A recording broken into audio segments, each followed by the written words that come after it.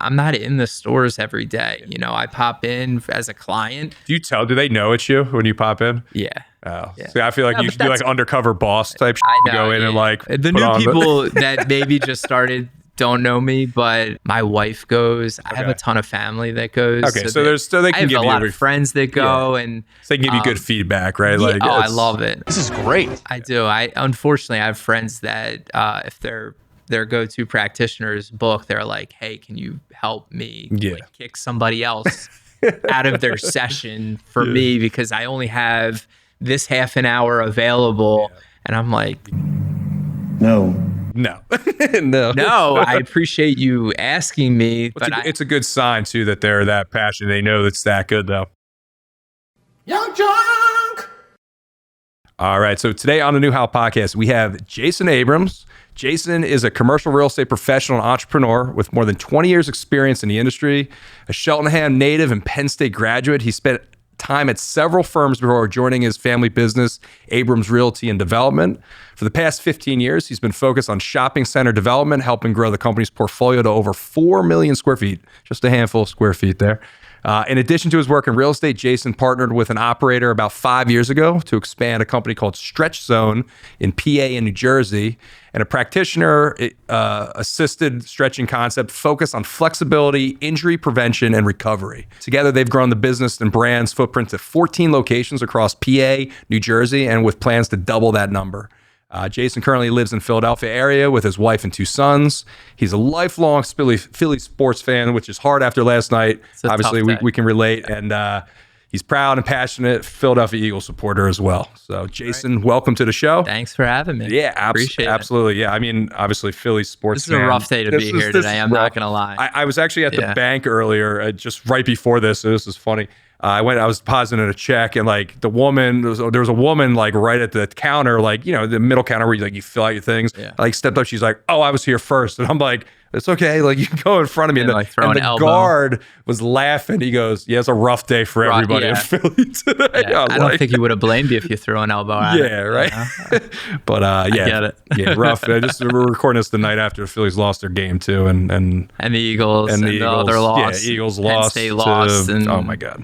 It's been a bad weekend. It's been a bad week for Pennsylvania sports fans, but we'll rebound. Yeah, we will. Yeah. So Jason, talk to me a little bit. Obviously, you're in real estate. What led you? You went to Penn State. What'd you major in? What kind of started your real estate passion? So I grew up in the real estate world. My dad had always been fascinated with real estate. He actually was a practicing CPA. And he always used to kind of share the story about how he'd be doing all these books for the real estate professionals in the area. And, oh my God, like these guys are making all this money. And I know he's like not that smart of a guy. And I'm sitting behind this cubicle all day and like, come on, I could do this. And so he pivoted. He decided to take a big leap, and he didn't have much funding personally at the time to go out and really string it together on his own, but he had some really good people that believed in him and stood behind him when he started driving around figuring out what the hell to do with his life. And that's how he put his first project together. Love that. So you watched that as you were growing up. When you were a kid, you're like, you watched your dad pivot from a CPA into development zone. Yeah. And that was kind of your spark. It definitely got my juices going. We used to drive because I'm a hockey player growing up. We would drive all over the place. There's not a lot of rinks, and there are even less now. But what would happen is we drive around to and from the rink, and he'd be like, "Oh, we got to stop, and I got to see how this project's coming along." And we'd literally veer off the road to a site, and hockey's early in the morning, right? So you got to get to the job site early anyway. It'd be like Saturday morning at 8 a.m. He'd be like, "Oh, I got to stop in Northeast Philly because ShopRite's coming out of the ground. We gotta see what's going on." Yep. And you see all these big trucks moving dirt, and all these guys walking around, laborers putting the buildings together, and I also used to love Monopoly, as like that was like my favorite game ever. At any time that we were playing board games, it was Monopoly, and I loved it all, and it like kind of got into my DNA. And I went to Penn State, and they didn't have a real estate major at the time, so I kind of had to piece together my own Yeah. So major. what was your major So there at the time? I was like a management major with a minor in real estate. Okay. So you can like make your own minor. I took every real estate course under the sun, and you'd think it like a big business school like that, they would have had a real estate major, and they never did. Yeah. So you just kind of take all the finance classes. I took an accounting class, brutal. But I still loved and decided that, post grad, all right, I want to go work I was doing tenant rep and landlord rep for a company called Fameco, which was acquired by CBRE. And I loved it. Like I love driving around and figuring out, this makes sense to put it there. This is a great intersection. And like kind of one by one, I would assemble my kind of skill set and then I went into banking for a little while. I was working for Wells Fargo doing underwriting stuff, tried to get that tool. Yeah, so you learn in the finance side how to finance the deals. Yeah, that's and awesome. Then throw it all together. And that's how real estate is. You kind of throw it, it's but my never dad would science. never hire me. Okay, he's like, if go you want to, go learn. Right? Like if you want a referral or reference, I think this company would be a great spot for you to interview with, or this one. And I used to be like, well, when are you gonna like bring me into our company that has like our name on the wall? And it like didn't happen for a really long time. In hindsight, do you blame? I mean, obviously, no, it was probably the right move, right? I honestly, to this day, believe that if I graduated school and went and worked for my family business, that I probably wouldn't be working there today. Yeah. Just because I thought I knew everything, and coming from somebody like my father who rightfully so thinks he also knows everything, right? we definitely would. I mean, we would butt heads now on just having difference of opinions, but it's healthy, of course. And I think we're at the point now, because it's been 15 years, where he finally respects the things that I bring. You've probably made a couple right decisions along the way. I like to think that I've done some good things. That's awesome. So now you've been how long in the family business? Almost 15 years. Okay, 15 years and helping grow. So you do shopping centers. So is that specifically kind of the focus of Abrams? Our forte is retail. Okay. So we build all different kinds of shopping centers. And obviously, as you well know yourself from the Exton Mall redevelopment, it's kind of morphed into the lifestyle mixed use centers where you are combining multiple uses into one project. And that's new for us. And you guys are primarily, so you're providing the pad sites and trying to find the right operator to come in to lease it. Yeah. So we want to put together, aside from like the multiple different residential uses, in this case, we're partnering with different companies on that aspect. We want to find the perfect blend, the perfect mix of a tenant roster. It's like a baseball, you're like a manager trying to build the perfect roster of tenants so that when people like you and I go to shop there, we can say, oh, I got to get my cell phone. I mean, I can't say I've ever developed a pad site, but the building we're in right now, right? I own it. So like for me, I relate it like I want the tenants in the building to like play nice together, right? I don't want a crazy tenant that's going to disrupt, everybody or... It's hard though, because it is.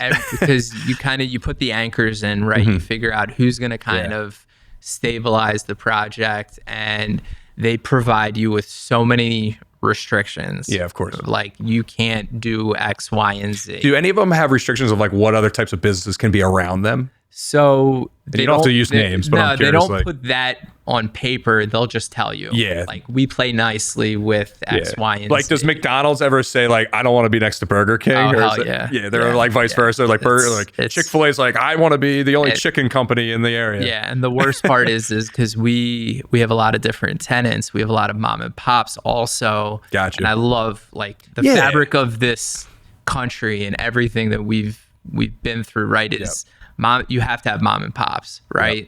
And I become really friendly with them. Of course. I shop there. Especially the restaurants where I'm like obsessed with the food.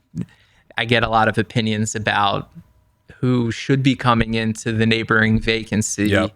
And I always appreciate people's thoughts and opinions about You got that stuff. Joe's Pizza, but you got Pizza Hut going. Yeah, I'll take that, right? So it's got to be a I have delicate that balance. happen all the time, Yeah. and I always have to like kind of compliment them and say, and it's true, Yeah. like Joe's Pizza is way better than Pizza Hut. Of course. You have nothing to worry about. Yeah. The client, the customer, I was going to say the client, Yeah. the customer that goes to Pizza Hut is a different customer Correct. that goes to the mom and pop spot. But it doesn't, just Yeah. because I'm saying that, Doesn't mean they think it. Yeah, Yeah, it's exactly. a challenge. Yeah. So primarily focused in shopping centers, pad site developments, bringing together multiple uses. Mm-hmm. What's the team structure at Abrams look like in order to kind of facilitate that chaos? Like, talk to me. Like, what does it look like in the chaos. office? Yeah, it's I have there are boards everywhere Yeah. and whiteboards, and like in our office there are different suites, right? Different rooms, and like in my specific office there's my desk. Yeah. There's a desk next to mine with an attorney. Yeah. There is a couch across from me where an attorney sits. Yeah. There is a conference room where my dad Peter sits with his I call her a handler. She handles him because I don't think that he can figure out executive assistant where to go. essentially. Yeah, but like where to go, who to call, what to Yeah. do at any moment. She guides him. She organizes, keeps the she's like chaos. our glue. Yeah. And then property manager, admin, and then there's offices similar to your building here. Yep. Where you've got a lot of different offices around. Then there are offices spread out throughout our whole building that have, construction. Yep.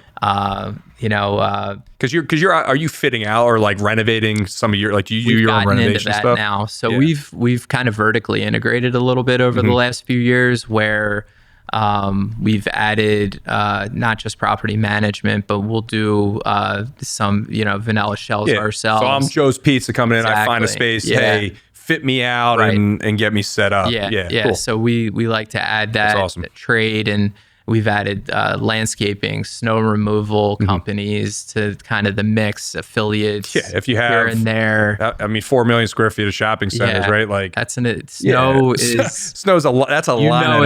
as a property owner. I know what it is downstairs here. It's- Let alone I can imagine over that much It's building bad. square footage. It's a bad snow season. People are not happy because we build back. Side note: do you believe in looking at the caterpillars to know how the snow season is going to be for your plowing bill? I don't, but I when I see that forecast Yeah. and there is snow coming for 3 days in a row, I'll look at my wife and I'll be like, I might just turn my phone off. What's worse, the snow bill or Philly 0-2? What's worse for you? I think selfishly the snow bill, and then the legal bill, and then Yeah. the Philadelphia sports my situation God. that we're dealing with. Yeah, so that's also vertical integration, so construction, Yeah. property management, Yep. snow removal. Do you guys get into lawn care too? Because I mean, I'm sure there's So there like- there's not a lot of like the landscaping Yeah. is more of like the sweeping, right? The cleaning of the maintaining of the Yeah, physical all the common prospects. areas and all that. Yeah, keeping those clean. There's some trees and maintenance on that front, but like not a lot. Now the Exton Mall is going to be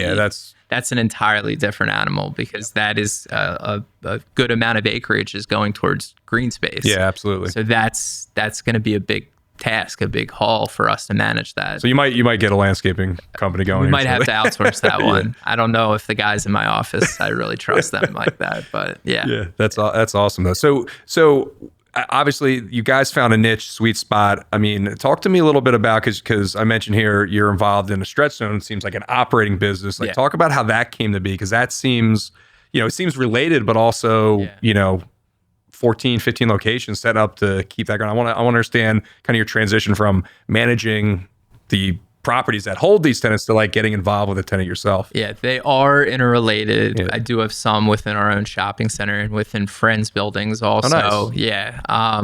In our Philadelphia location, a good friend of mine owns that at Graduate Point.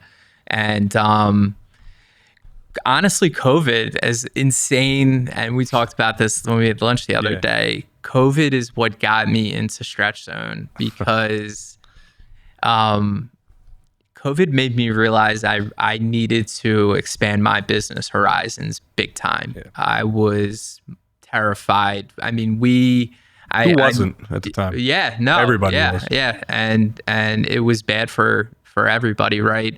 But what we were dealing with obviously was a lot of store closures, a lot of people that needed a lot of help, and we are a family business. We're not some REIT or massive corporation.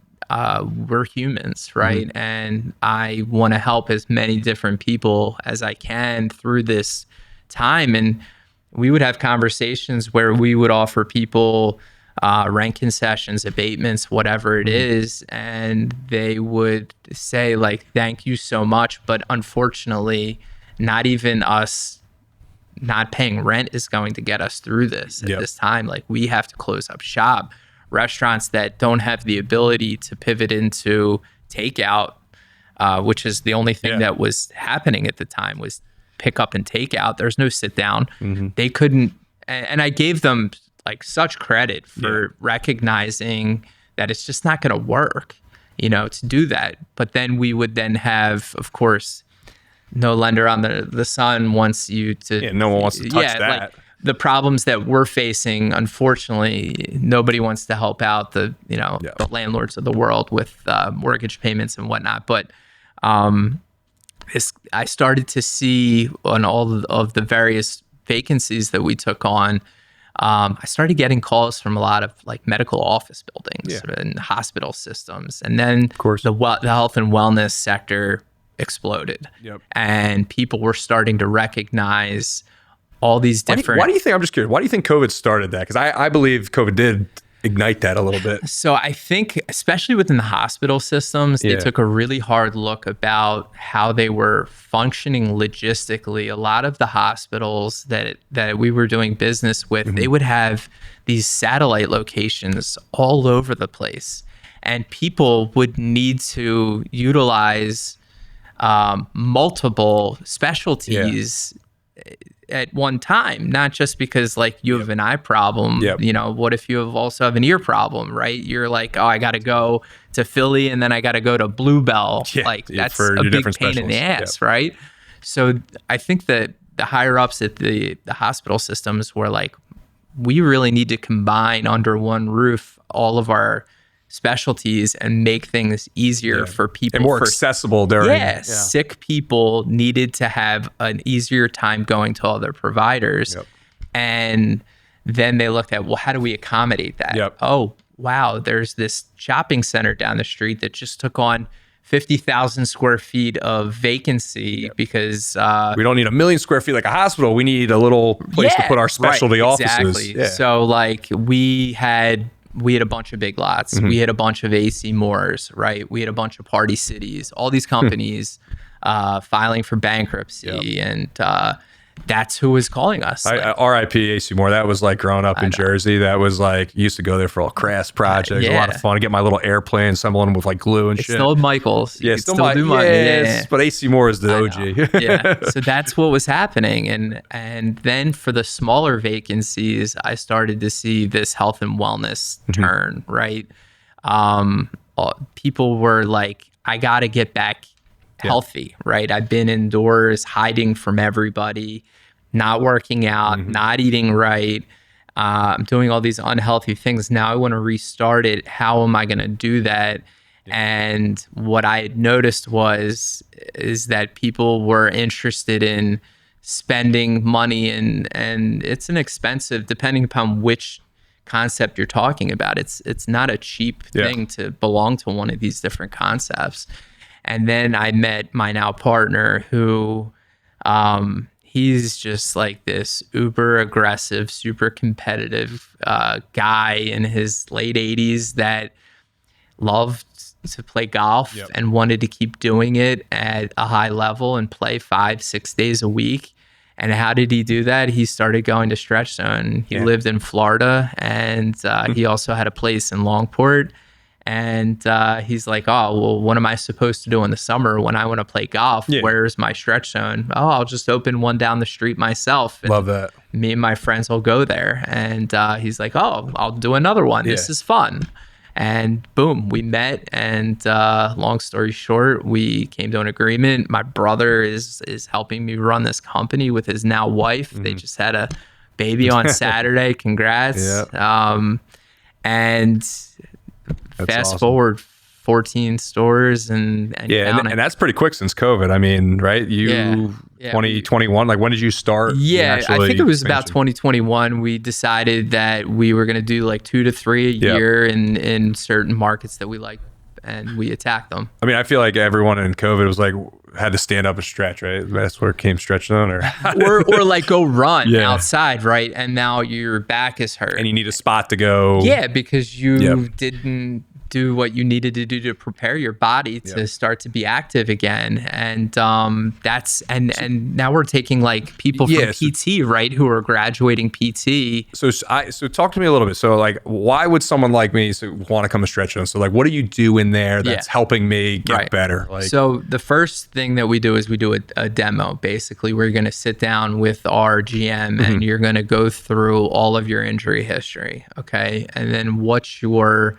lifestyle, right? Like, are you looking to get into the gym again, Brian, or do you want to? I need to do more at the gym for sure. Perhaps I could always do more at the gym. I got a gym at my house and I still need to go to the gym more. Like, do you want to start running? Do you want to start playing golf? Like, are you looking to? Can you help me with my swing? Can I I want to hit the ball straighter. Okay, I can't help you with your swing, but I can definitely help you with your torque on your swing, which is what a lot of our golfers will say. Is so like guys that want to golf. Like older guys that come in, you'll help them with their flexibility and all that? Absolutely. They're able to drive the ball. I can't, I'm not saying you're helping that me with my grip, but you're helping me. Right. But I'm also not guaranteeing you're going to drive the ball farther after you come to Stretch Zone, 50 extra yards. Exactly. It'll be, swimming.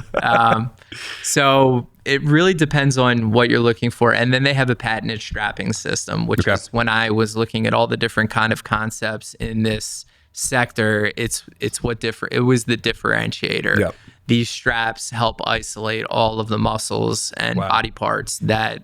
And is it like talk to me like the table I come into? Is it like one of those big square like massage tables, or like how does it? So it's like a big leather table that head pillow, and then you're gonna see these weird straps that are kind of like that's all the patented part. So those straps are what's exactly, and then they start to lock you in and start moving some of the straps up and down your body. Gotcha. And boom, now they're really isolating and you get a better stretch. You get a deeper stretch. Yeah. And that helps. And they have protocols in place. They do a 3-5-7 system, 3 light stretch, 5 medium, 7 a little deeper.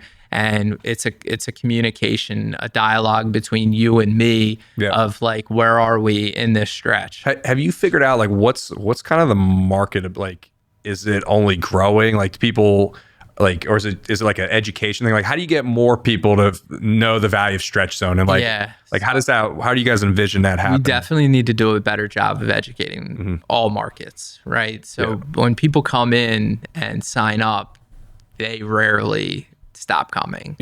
Those people, they see the value. They've been educated on what we do. Getting that message across to the masses. I've tried every marketing tool there is. I've done billboards where I've literally on the turnpike, you'll see Stretch Zone with a person stretching right somebody next to on our table. Lincoln Mill, actually scary. Next to a hospital, right?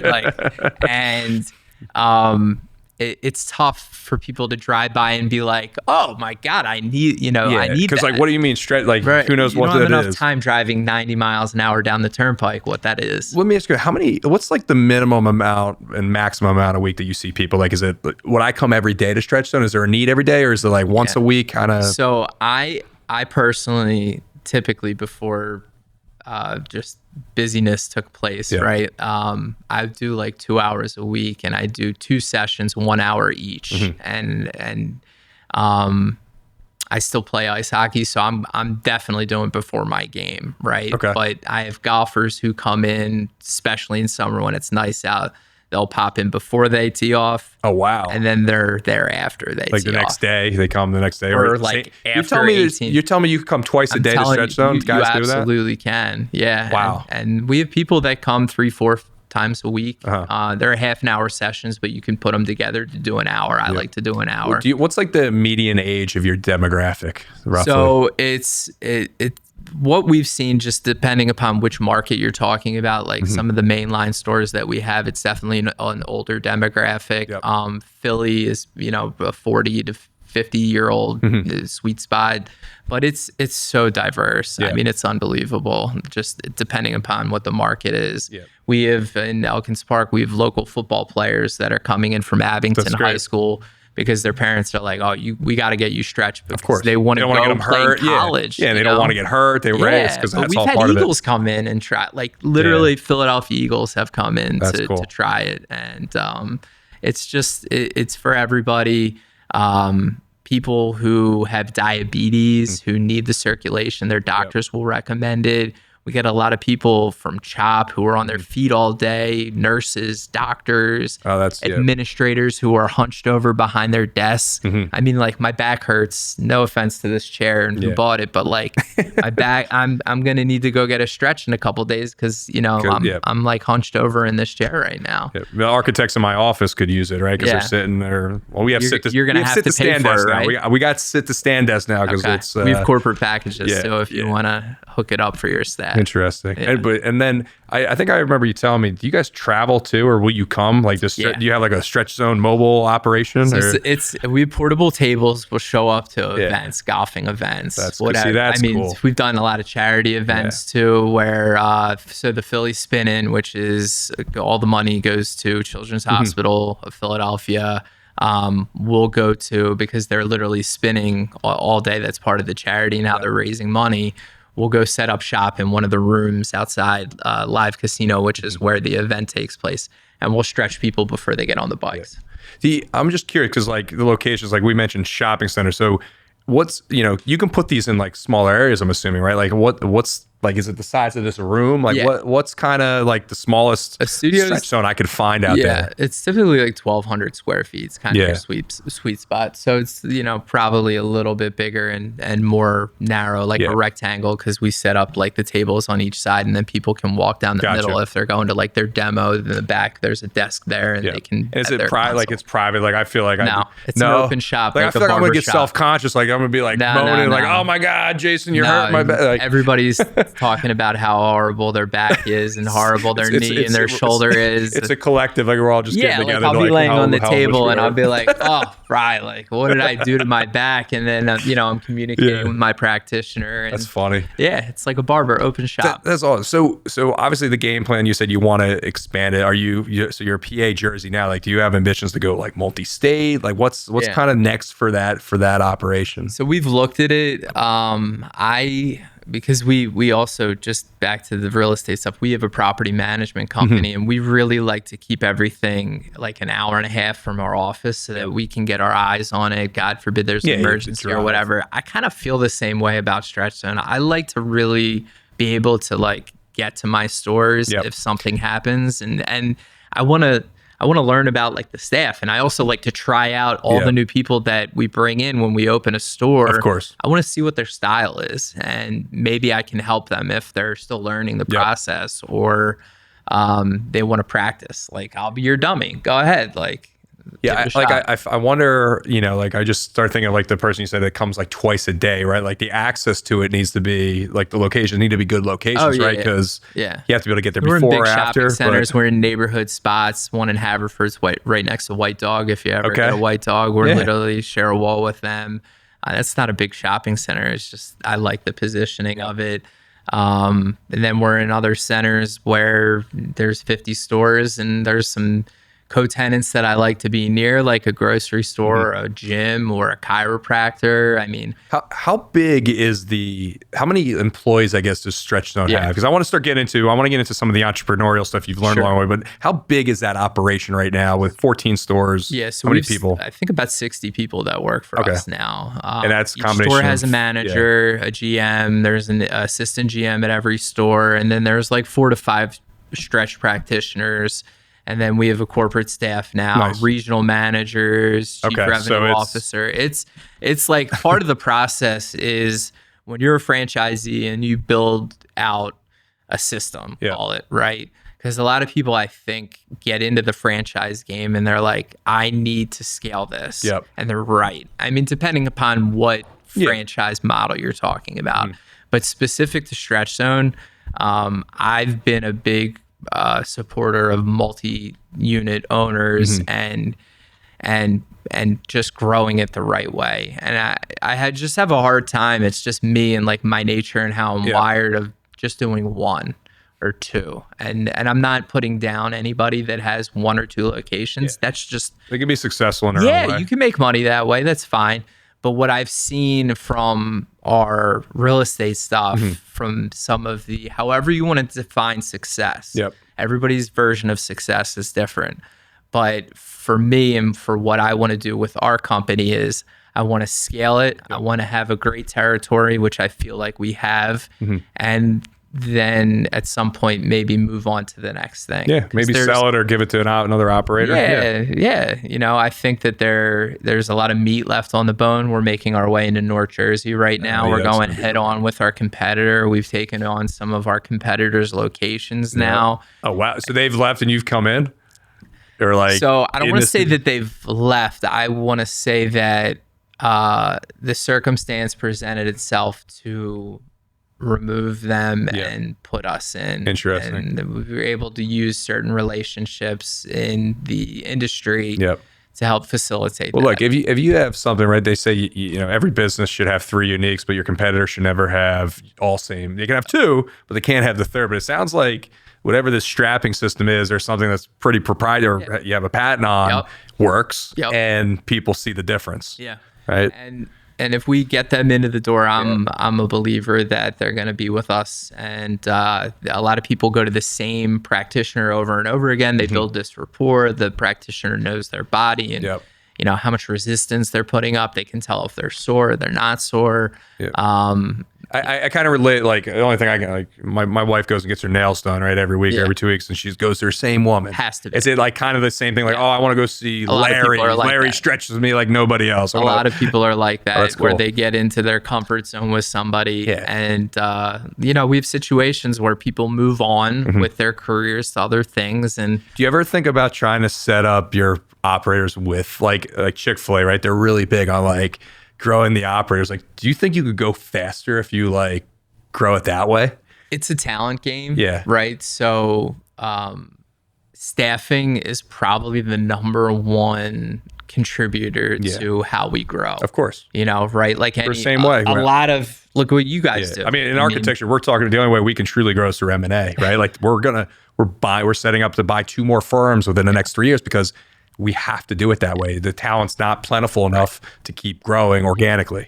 And we have a certain culture, and I'm not just like touting what my brother has built, but when you walk into our stores, it's a different vibe than when you walk into anybody else's stores. I mean, we've had people from across the country come visit us, other franchisees, because we have some of the top performing stores in the United States. They want to understand what that looks like. Yeah, that's great. They don't want to just hear from me about what we do, because quite frankly, you know this, like I'm not in the stores every day. You know, I pop in as a client. I go to have meetings. Do they know it's you when you pop in? Yeah. Oh. Yeah. See, I feel like you should do like undercover boss type shit. You go in and like the new people that maybe just started don't know me, but my wife goes. I have a ton of family that goes. Okay, so they can give you a lot of friends that go, and so they can give you good feedback, right? Yeah, like, I love it. I do. I unfortunately I have friends that if their go-to practitioner's book, they're like, hey, can you help me like kick somebody else out of their session for me, because I only have this half an hour available. And I'm like, no, I appreciate you asking me, but it's a good sign too that they're that passionate. They know it's that good. It's cool. And our staff's a relatively young staff. It's a pretty rigorous job stretching people. So what's interesting, right? Your family business, you know, Abrams Realty, right? You've built it with bringing in franchisees and you learning to see what their needs are. Yeah. Now you're a franchisee operator, which is amazing. Talk to me a little bit about like what you're learning as a true entrepreneur now, building a team with 14 stores. Like you started with 1, right? So Talk to me about maybe some of the lessons learned along the way. Like, how do you go from one store to opening up multiple stores? Right. So it goes back to what I was just talking about with culture. Yeah. You can walk into a store, and this is specific to Stretch Zone and this type of concept. You can walk into a store, at least I can. I can walk into a store and within moments feel if something is not right about it. All right, let's stop there for a second. Yeah. What are these feelings? And I want to understand this because Yeah. this is big, right? You mentioned culture. I'm like the culture king in my office. I know you you are. look at my Yep. accountability chart. It's like Right. culture, Yep. vision, Yeah. whatever, building the team. Yeah. Talk to me about what's that feeling? What are you like looking for? What are you sensing? First off, you are the culture, right? Like Yeah. you set the tone. Yeah. Okay. As the owner of the company, people look at you and you emanate this feeling, right? And I mean, my team looks at my calendar. They know where I'm in a podcast right Right. now. Like they're like, oh my God, Brian's doing a podcast. Yeah. And then they're trying to figure out who it is and Right. why. And oh my God, Brian was at the Boys and Girls Club. Like they're like, what is going on? But you set the tone. I said it. I have you to set the tone. Again, I can't be in all of our stores every single day. But I have people.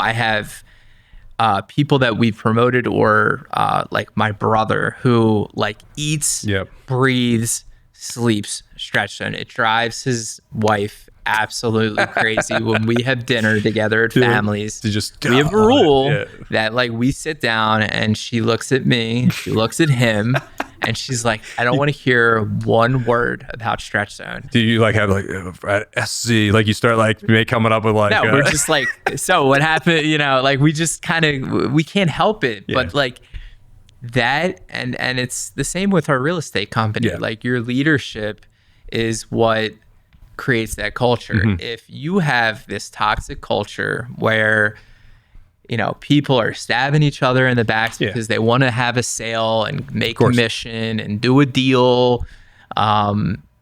It's you got to drive it from the top. Yeah. Do you have any core values of Stretch Zone? Like if I said, what's like one of your things you look for in either some of your employees or like what helps drive your culture? What are some of those things that you really look for? So like if I'm coming like, hey, Jason, I'm coming to work for you. I want to be a stretcher. Yeah. So I love people that have been involved in athletics growing up, so that competitive former athletes essentially. Yeah, but like I don't need you to be the best athlete in the world, right? Because if you were, you'd be playing professional sports. But that like tenacity, that competitiveness, it's when you compete, right? Like I can't let go of my hockey career. I'm 40 years old. Both my shoulders are completely shot.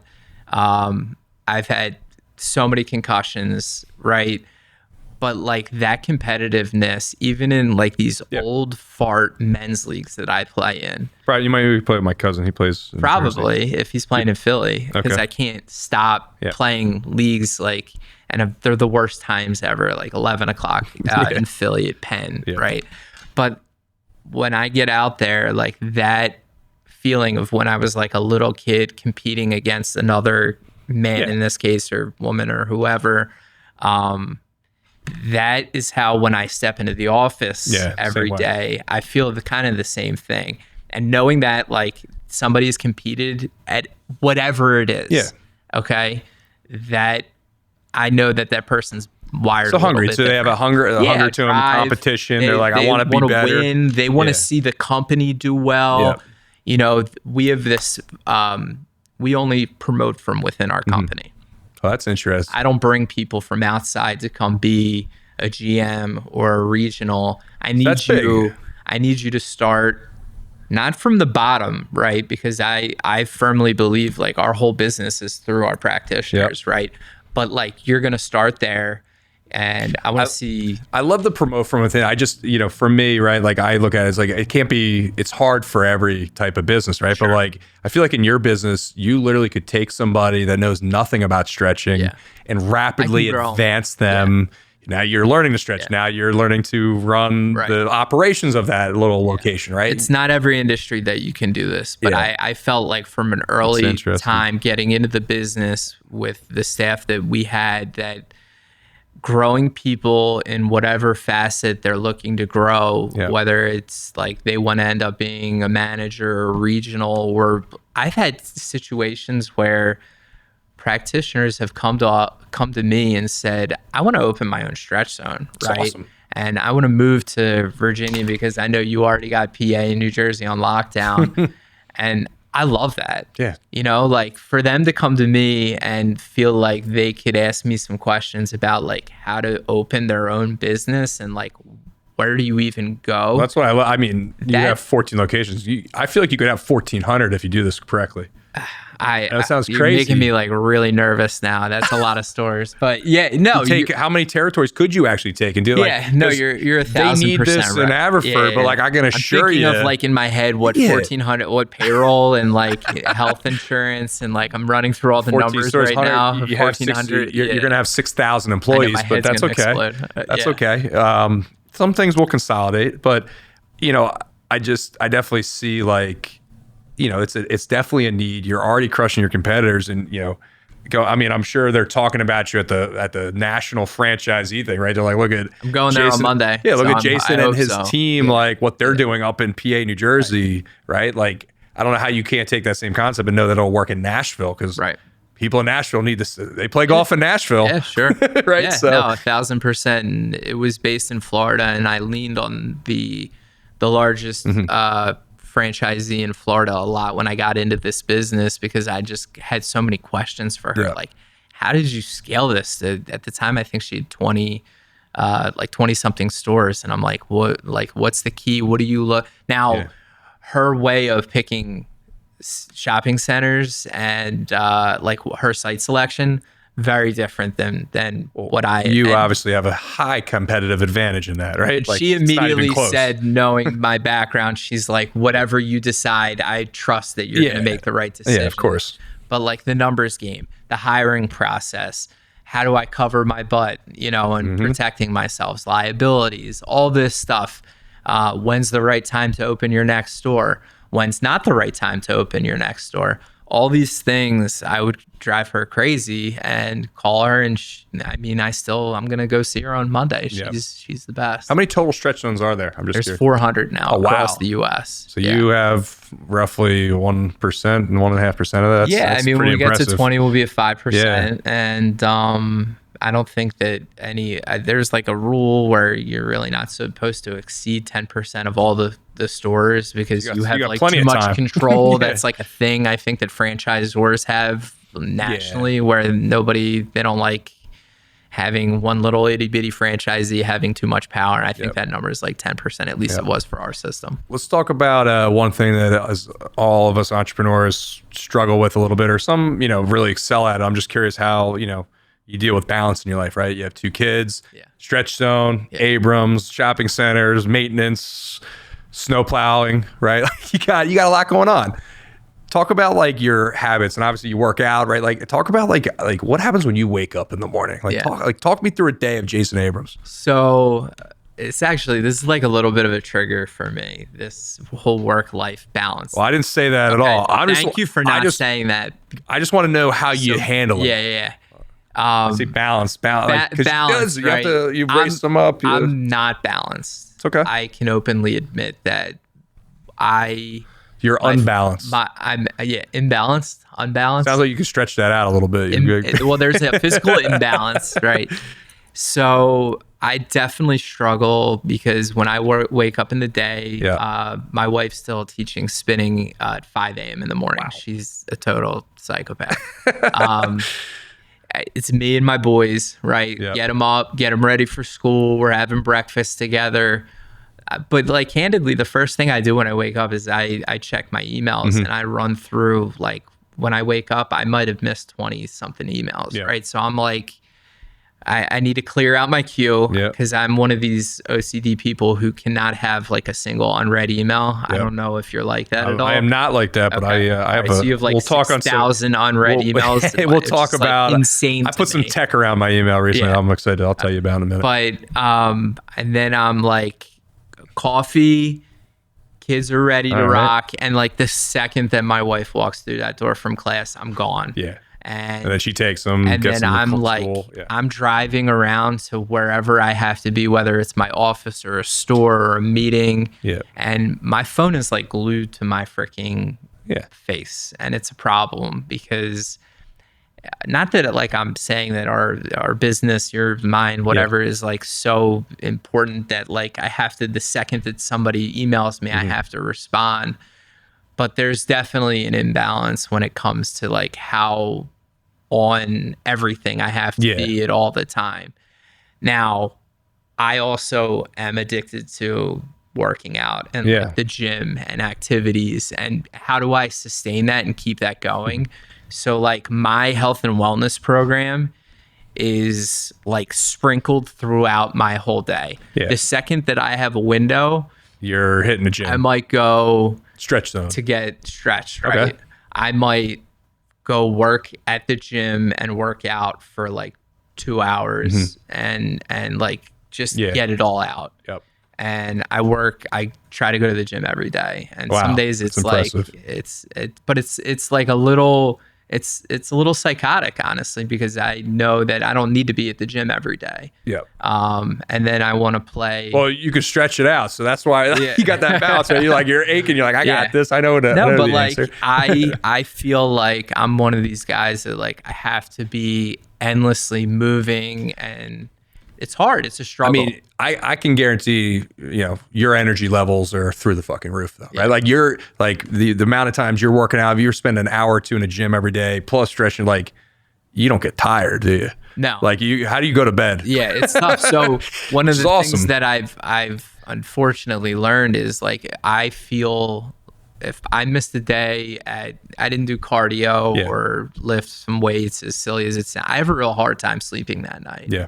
I can't like it's mentally unwind. So like, and then getting back to like hockey, because our games are so late, maybe my game's done at 11:30, 12 o'clock at night, and I get home at 12:30, 1 o'clock. My adrenaline is going after a game, especially if it was like a competitive good one, and it takes me like an hour and a half to decompress. So now I'm asleep at 2:30, right? And that's, people think I'm crazy because in those moments I'm writing emails to like whoever I need to email at 3 a.m. or 2:30 a.m. Do you send it then, or do you? I send it. Right, I don't care. Yeah, care. And it's not like it's part just of Scott's same way. He don't give a shit. He's up at 2. He's sending it. Everybody DMDs their phone anyway. So like, what's the difference? I'm not texting people, but I will email it, whatever. Whenever I'm working. And if they don't want to get back to me at 3:30 a.m., then so be it. And then what do you think, just average sleep you get a night? I'm just curious. Does it vary? I mean, obviously we got a puppy and he's killing me right now. He's not even like a puppy anymore. He just turned a year, but he's 85 pounds. Oh, Jesus. And he thinks he's like a lap dog. Yep. And he just at 4:30 he starts walking to each bedside and pawing your face to like get up. And fortunately she's up anyway, but once she leaves he's back up and he wants to be fed and entertained. And so I'm probably like I'm like a 6 hour asleep. I'm right there with plus 5, minus. 6, 7 depends on. You could sleep too much, by the way, to where like if you're sleeping 8 hours, I feel like I can't sleep. Weekends I'll get 8 hours during the week. Naps? Are you a napper? I sometimes do. Like if I go home tonight, I might take a 15-minute power nap. Okay. And that's all I need. Can you sleep that night? I can still sleep that night. You can? Yeah, but it might offset what time I go to bed. Okay. I might be at 12:30, 1 o'clock. Right. Then if I take there's a science, if you look at NASA makes their astronauts sleep, I think it's like 24 minutes at a clip. Really? Yeah, you can look it up, but it's like enough just to get your body in a REM state, slight REM, then wake up. Yeah. So if you can do a 24, 25-minute power nap and wake up out of it, you have so much, like it's like a shot of caffeine. Yeah. Not saying it's going to sustain you, but like that'll get me through my whatever nightly things I got to do that night. Yeah. Being a dad, being whatever. Yeah. I'm the napper that like I want a 3-hour nap. Like I can't. If I do a 3-hour nap, that's a problem. I can't even do it these days. Well, I'm so nervous what it'll do to my sleep. When I was in college, when I was in architecture school, we were trying to figure out we're up crazy nights. I started messing around with like, there's different sleep cycles that you can do. And it's like real things. There's a crazy one. I believe it's called the every man's sleep cycle. It's like nuts. Like you're up for an hour and a half, you sleep for 30 minutes. You're up for an hour and a half, you sleep for 30 minutes. But like you can use these at times of like crazy, like Elon Musk's of the world. Like I got to figure out how we're getting to Mars this week. Right.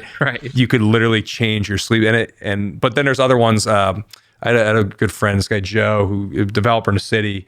But he would sleep, like he did take naps. So like he would be up for whatever, 12 hours. Wish I was he would a napper. sleep. And then it was like a whole thing, but he had like a legit nap every day he took for hours. Right. And then good for him. he could like I'm stay very up all jealous night. of like the people that have the ability to like sleep whenever they want. Yeah. And then it doesn't affect that night's sleep. I think that when I went to Penn State, I pledged a fraternity, and I think like that whole process ruined my sleep cycle because we never slept. I think it was like for such a sustained period of time that we were sleeping 2-hour windows that it like rewired my brain and it changed me. My whole sleep schedule went out the window. Yep. So I don't know. Maybe I still haven't recovered from it. Yep. What when you just look ahead a little bit as an entrepreneur, like how far ahead do you feel like you can see in like your businesses and stuff? I'm curious. So obviously certain projects you're looking years down the line. The mall. Yeah, I mean, that's like a decade ahead. I can't even think about what that's going to be when it's done. Obviously you have to have that vision. Yep. But I am such like a one day at a time guy. Like other than when I get in bed at night, I look to see what my schedule is for the next day. Yep. I don't go beyond that unless we have like a trip or something coming up. I really cannot take myself up and look macro. When I do that, I tend to get in trouble. Yeah. And I'm always never happy with where I am in my life. There are moments that I have where I'm like, good job today. Yeah, of course. Or like closing, great job. You know, made a little money, you feel good about yourself, good job. But like I'm really do you do any like strategy planning exercise? Like do you do any like, hey, I get together quarterly with my leadership team, or like we do yearly? A lot of that. Yeah, we do. So we have real estates, and every Monday morning we have all hands on deck. We run through the entire portfolio. Cool. Here's what's the good, here's where we're the heading. Good, the bad, the ugly. Yeah, right. Before that meeting, I have a leadership meeting with all of our stretch zone GMs, right? That's half an hour. And then immediately after that one, we do another one. You have rituals every week that are keeping... Yeah, I do. And we talk big picture. We talk daily, right? And I have like way too many group text threads that I'm on that like I need to get out of some because... or I've silenced some, and then I've totally missed the boat on information if I've silenced it, because it like, does your phone endlessly vibrate and ring? No. I feel like sometimes I don't have any friends. Really? I by design. Well, then you're a lot better than I am by design. About compartmentalizing and figuring out how you're taking information in. I haven't figured it out yet. Or people, maybe they just don't care about like me and my well-being, because I want to know about everything, of course. Well, it could be, I mean, for me, one of the hardest things that I had to get over was the delegation of stuff, right? Like there was a time in my company's history where, yes, I did a lot of the drawings. I was in it. I was talking to the clients every day. I was managing clients. I was running the payroll. It took a lot for me not to pick brick colors anymore. It took a lot. It was the hardest thing, but I realized long term, I knew the business would build better because of it, because I would empower, delegate things to like others. You have to do that. I have to. You've grown your organization out to the point where you would be going absolutely bonkers if you were still doing that with how many people that you have. I would be laying off people. Yeah. Well, then you're like, why do I need you? Right. Well, it would be that, but also like, the business wouldn't be set up for the next thing, right? Like we just signed a large job with Rutgers Canada. Like that's huge, right? Like, and then, we're involved with the mall, but there's other stuff like that. I have 32 people in my office, like to fuel that. I have to be constantly ahead. If I'm worried about like, unless it's a fire that I can splash out, my team's got it. I built a team to know they got it and will do it better than me at this point. That was been a challenge for me at this point. Like I don't have 60 people, but like it's when I feel like when I get to 100 people, I'll be mentally there where like, oh, my principals are handling that. They're now have that revenue. Do you see that phasing in another direction when you get to that point where you're going to have to take another step back and say, wow, now I need to relinquish this next level of controls because now I can't even do what I wanted to do when I originally was doing everything? Yeah, I mean, for me, it's always been like, what do I do best? And I think what I do better than anybody is I open up doors and I create connections better, right? Like I had a client, one of our clients is 4th Street Cookies in the city. They're awesome. Fucking shout out to Brian Phillips and his team over there. But like, it's just, I had this guy I was introduced to, Tony Hayden, who owns a building for you probably know Tony. He's an awesome dude. He's like, Brian, like, I know you're looking for a new office. Like, hey, I got this building. I was like, let me check it out. It's in East Falls. I look at it. I'm like, beautiful building. Just the location wasn't ideal. Like my team loves walking the stuff, lunchtime, right? Like I just couldn't do it in that location. I said, but Tony, like, I know who's going to buy this. He goes, get the hell out of here. What do you mean you know who's going to buy this? I said, literally, I know who's going to buy this. And it was my buddy Brian Phillips, who, owns 4th Street Cookies. He came to me literally a week prior. Was like, hey, Brian, we're going to expand our current East Falls location. Like, what can we do here? What can we build out? I said, and I called him. I said, Brian, like, dude, like, look at this building. I think it's pretty affordable. It would set you up to do your national distribution, what you talked about, growing your because he's a franchise owner as well. Yeah. So I'm like, you could put a bunch of ovens in here. Like, long story short, Brian Phillips ended up buying that piece of real estate. We obviously get the architecturals. We're designing their new production facility, but like, it was like, I get so much excitement and enjoyment. Like, and by the way, I didn't get $1 for that transaction. But, right? Like, I was just like, I just get so much joy out of making that dot connection in the universe. That's what I do better than anybody that I've at least run into. I mean, it's not only the connection that you made, but like you've done a genuinely good thing for multiple people. Of course. And like that is more rewarding than any amount of money or anything like that. It's about giving back, but also it comes back tenfold. And you don't know when. It's not always tomorrow, but like the universe will put it in its ether and it'll be there tomorrow. I liked you, but when you talk about that, because it's so impossible to prove like the tangible. It fucking happens. Right. It's beyond comprehension. I am all about like that positive energy, that vibe that comes when you've done something. And I'm not telling you that I do things because I feel like it's going to come back and but like, it snowballs like that. You're carrying that good feeling that you've done something good for other people into whatever the next chapter or phase is. Yeah, of course. And for whatever reason, whether it's like the energy or whatever it might be, it works. Yeah, it does. I have after Gary Vee, he always says you give 51 always. Yeah, obviously you can always give more, but like if you're always giving 51%, you're never taking more than you give. And it's like you think about that, it's like, and then, that methodology we structure into my business's core values, like above and beyond, just like never settle. Like, how do you do it better how do you increase that client experience? It matters so much, and that compounds over time. Like, we talk about like, I sit down and like my leadership team, we're like, why haven't we had to lay people off? Like, we're getting these resumes, we're hearing these horror stories. This firm laid off 10%. This for like, the fuck's going on? Like, what are we missing? Right. And I look back at it, I'm like, well, it's because we just operate differently. We have a different mindset in how we treat people or how we execute. And I was like, here's the compounding building up. If anything, we just onboarded another architect. We're looking for a project manager. We're looking like, it tells me that the team's values and just what they're doing is correct. Yeah. And that excites me. You never know when that's going to come. No. And it like out of the blue will smack you in the side of your head. Yeah. And you're like, you came back. You're like, holy shit. Wow. That relationship popped up again. Boom. Whatever happened. And I don't know how it came back full circle, but it did. Yeah, and it's what I've also like looked at is like to how you meet, like how do we meet right through this related? Like we met at golf, but like I wouldn't have met you if I didn't meet Eric through another connection and done well for Eric. Like you know what I mean? Like it's crazy how the ether works. But what I am sure about, it does connect people like that should be connected together. It's crazy, like just how if your mindset, you will find whether it's you're looking for a relationship, trying to get married, right? You will find that person. I can assure you, if your mindset's right, or you're going to find that person that your mindset that you don't think you want, but it's only because how your mind's operating. Negativity, like you'll attract that. Yeah.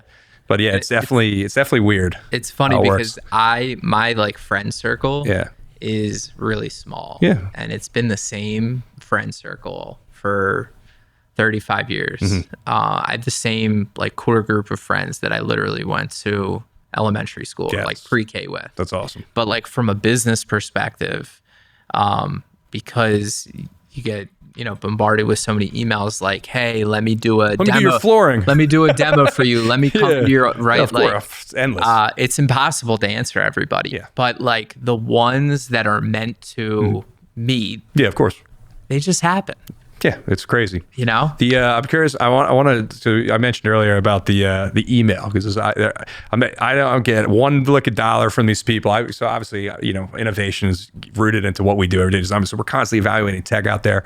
I'm going to give everyone a little piece. I'm sure I've been using something recently called Fixer.ai, FYXER.ai, and I haven't fully replied to an email myself in the last 2 weeks. It's AI based. It literally scrapes your inbox. It understands who you're talking to, who you're ignoring. Well, not only that, but like it actually helps you not ignore emails. So the biggest thing, like you mentioned, like just the overwhelmingness of like just the volume we deal with of people literally trying to get at us every minute of every day, right? Yeah. So what it does is it takes your emails, it sorts them, it tells you which ones you need to respond to, which ones like an FYI, just if you want to be aware of it, which ones are marketing based, which ones are bullshit spam, which ones like that I sent out that I'm waiting on a reply for. So it literally prioritizes them and puts them in different folders. So like if I'm like, all right, who needs my attention right now? Boom, I click, it literally, and then what it does is it recognizes who you're talking to and it will craft email responses for you ready to go. But it's in your style. It's in my style of writing. Individualistic. Some of them, I would say about 20% of them, I could just hit send. 80% of them might need me to switch a word or like do something minor, but Brianize it. Yeah, Brianize it or like, but it gets me enough information to know what I need to get back to them. It's fascinating. And I'm not surprised either to hear that. Here's like someone like, for example, like an interview, right? Like, because we're interviewing a lot of people right now. It'll say like, I'll be like, hey, next week, what days work for you, right? And this person will probably like, oh, next Wednesday, Thursday. Fixer will craft me an email and say, hey, Brian, you're available next Wednesday, Thursday. Which day would you like it? I say, give it to me Thursday. Then it sends them an email. Hey, here's my calendar for Thursday. Pick the time that works for you. So it's like an AI assistant. Boom. It's literally replacing an administrative assistant that would help me just zig and zag. It's been allowing me to get through my email in 15 minutes a day. Yeah. When it used to take me an hour and a half. I don't even know why I'm surprised anymore when I hear about like these new ones. It's scary. Yeah, I just did a demo with somebody who he's gonna like revolutionize the physical lease information game, the document. Yeah, it's awesome. Right. So it's a big problem. When because a lot of these leases are like 100 pages long. And if you've got a lot of tenants, to sort through that is exhausting, right? His technology, basically, you will upload all of your lease files into this platform. It can abstract the information, obviously, which there are plenty of companies out there that abstract. Yep. But you can interact with the bot or whatever you want to call it, so that you can now ask it questions. If you get a query or somebody's interested in like, can I even do this deal, and communicate with the AI. And then to the next level, there's a legal component to it, right? So, of course. I mean, I'm not trying to scare all like the lawyers out there, but the fact that I can now, I don't need to email my attorney as much with certain questions because I don't have the time to sift through this 55-page document myself. The scary thing is what I don't realize people are doing, because you can now search case law in it. So like, I already know the outcome of stuff, right? So like, there's certain case laws, like if someone says something to me or like I'm going to sue, like it's a joke now, because you can like, I had someone recently reach out to me, like former employee, whatever, it was like they said something like request the documents, like literally ChatGPT gave me the response. It was like, no, they're not a current employee. They don't need to do this per case law, XYZ. When in reality, you would have had to ask your attorney, you would have freaked out. Right. Like that, what do I do? What do I say? Literally, and it crafted my response, boom, here, go fuck yourself. Right. Literally. Done. It's done. And it's like, that's $500 an hour from an attorney that like not needed anymore. Yeah. So one of our partners Crazy. is an Scary. attorney. Scary. He's the guy that drafts all our leases. And I was joking with him like this morning because I was like, well, I guess I don't need you anymore. You know what I mean? Like, and he laughed, but like at the same time, like maybe a little bit of him kind of also died inside because it's getting true. It's evolving. Well, the one thing I don't think people realize is how fast it's moving. Yeah. Like, it really is. 3 months ago, things you'd get a response and be like, oh shit, that's kind of messed up. Now, literally 90 days later, Right. it's 10x where it was. Okay, what's it going to be in another 90 days? Like you see all this tech coming out. If I'm investing, right, I would just be wary for those investors out there. Oh, you got this platform that does leases. This platform, like, just guys, hold up. Yeah. Because what's going to happen is going to be just one thing. Right. That's going to do it all. Figure out how to do everything. Literally, my AI thing that's doing my email is going to do my drafting of docs, which is going to do my whatever. Like you're not going to need all these separate AI things. So just be wary investing or getting into this. Oh, I'm doing this AI. Like, no. Invest in NVIDIA stock and AMD. Don't do like that's all powering it, right? Invest in the shovels that's mining the gold. Don't invest in the gold quite yet because we're not sure what's real and what's not. Right. I have, and he's gonna kill me if he ever listens to this. He's definitely listening. So he's a very successful mortgage broker, and for like the last couple of years, I've had this joke with him where I'm like, you better figure out what your next step is. Because I don't understand how somebody hasn't developed AI yet to take the loan application for like a mortgage, right?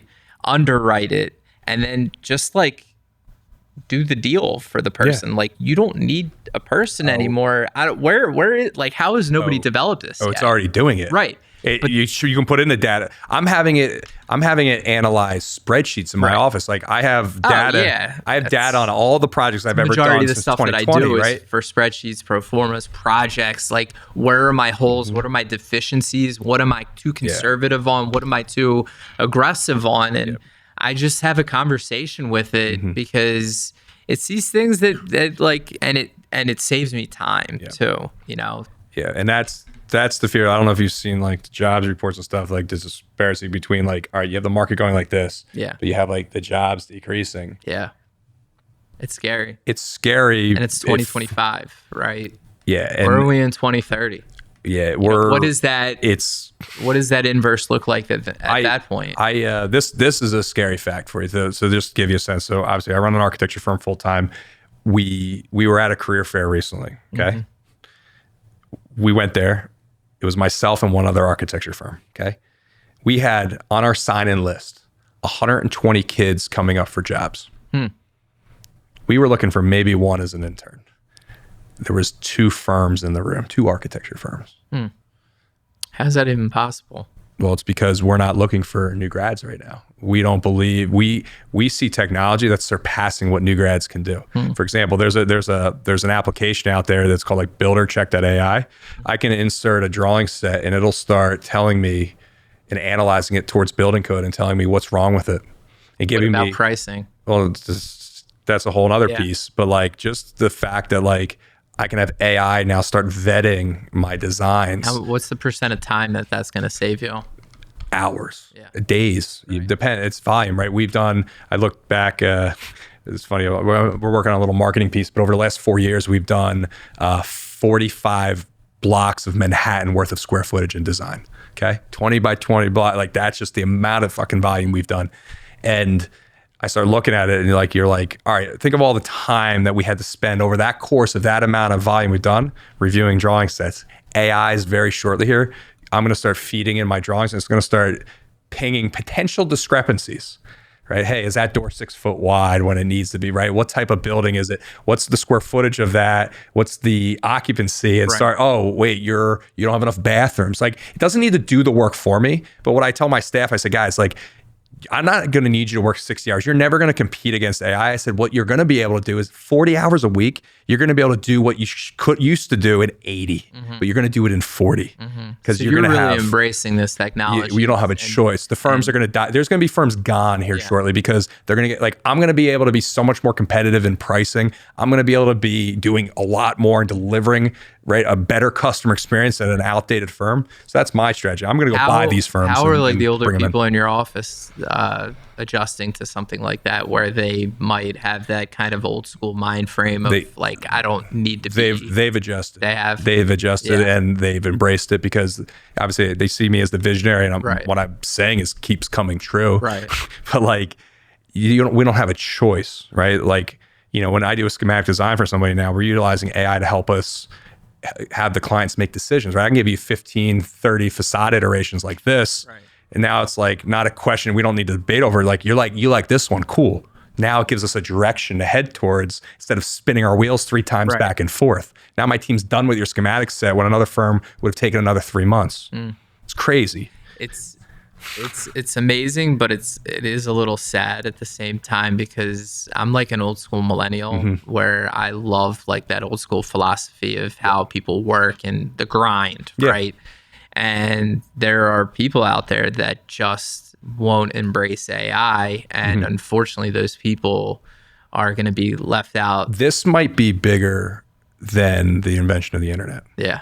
I actually think it is. I I don't. Well, think about look back now on the internet when it started. Like, yes, it was like a total game changer. The amount of money that's about to be made in wealth transfer that's happening. It's not because baby boomers are dying off. Like you're going to be able to, like, tomorrow, if I wanted to make a stretch zone, I could do it. Yeah. I could come up with the concepts. I come up with the marketing. I could make my website. I could have the business plan set up. I could put together a deck for the investors with the help of AI.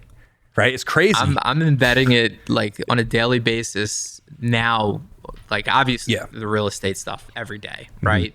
On the stretch zone stuff, the stuff that we struggle with, I'm on calls a couple times a week. Like, when's this next phase of the AI going to come in so that it can help me get guys to show up for their demos, like at a higher clip, that kind of stuff. Do you have live call answers yet? No. So here, I'm going to give you a story. This is a good story, even the listeners. So one of the gentlemen in my business group, Joe, who runs it, he's on a board. He let us listen to like a phone call recently. He's on some board for some logistics company. They're actually using AI to answer their phones now. And there's companies that'll build you. What business is this? I can't say. I don't want to say. Right. But essentially, this is how it works. You call in, you're a truck driver. You're trying to orchestrate deliveries. Oh, hey, I want to take that delivery to this location. It's on my route. So essentially, you call in, the AI says, hi, so-and-so, what's your number? Da-da-da. The truck driver gives their numbers. And, the AI is like, okay. And he's like, you want to do that number. And the truck driver goes, all right, I'll do that. Or the AI goes, all right, we're paying $2,600 for that delivery. Well, the truck driver goes, well, I'll do it for $4,000. The AI goes back, okay, well, give me a minute. Right? We're just waiting. Da-da-da. Comes back, okay, well, we can do $2,800. The truck driver goes, I'll do it for $36,000. The AI goes, well, we appreciate you as a driver. Da-da-da. Would love to work with you in the future. Next time, just our number, reach out. It's like giving it the whole sob story. Like, we'd love to work with you. The truck driver goes, wait, I'll do it for $2,600. They're increasing their gross profit margin substantially. Their cost for that AI agent is $15 an hour, when in the past it used to be $25, $30 an hour. They pay somebody live, and then you have to deal with the whole emotional side of that person. There's no emotion with the AI. It's a double they dip. have a number. It's a complete double dip. Yeah. And they're crushing it. Yeah. And this is like, whoa, right? Yeah. Now you just eliminated a call center, right? You have these call centers over in other countries. Now they're gone. You don't need a call center anymore. So I still, even after all these years, love the negotiating game like too much. Yeah. And I would never, this is just me. Well, you can only do one person at a time. They're doing hundreds of drivers simultaneously I within know. seconds. But that Crazy. will be that's like my AI line in the sand. I think we're talking about right now is having like AI negotiate my deals for me. I'm sure that they'll learn and figure out how to be better than me at it. It's just something that I love doing myself. Well, yeah, that's different versus like, your end margins, like, Yeah, right? but like you're basically saying that they can learn that itself and then It's self-teaching, and then self-getting figure better. out how to leave enough skin on the enough juice or whatever you want to call it, so that you can now haggle back and forth and beat my margins that I put on a pro forma. I mean, Scary good, scary awesome, but also, I mean, we're at a time where you can do it just about anything. so let me ask you the scary $1 million question then, of like Terminator 2, AI taking over, coming robots, boom, boom, boom, taking over. There's already stories out there of like the AI like killing, certain chatbots and stuff. Right. Like I definitely think there's going to be someone that figures out parameters. I think there's going to be legislation that comes in where like, has to be.